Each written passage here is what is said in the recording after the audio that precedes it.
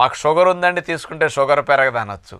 ఈ కమలాలో ఉన్న షుగర్స్ అటండి బ్లడ్లోకి త్వరగా చేరవట, స్లోగా చేరతాయట. షుగర్ కమలా వల్ల త్వరగా పెరగదని సైంటిఫిక్గా నిరూపించారు. మళ్ళీ ఈ బెనిఫిట్ కూడా ఉంది.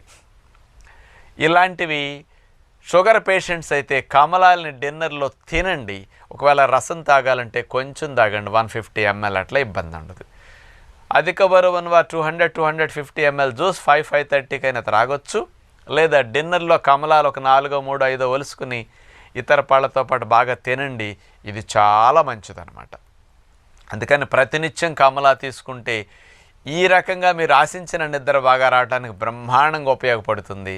ఈ కమలా జ్యూస్ తేడా రాకుండా మీరు త్రాగాలంటే కమలా జ్యూస్ని ఫ్రిడ్జ్లో పెట్టుకుని తాగొద్దు. చల్లటి తాగితే ఇమ్యూనిటీ డౌన్ అవుతుందన్నమాట. అంచేత బయట పెట్టేసి చల్లదనం తగ్గాక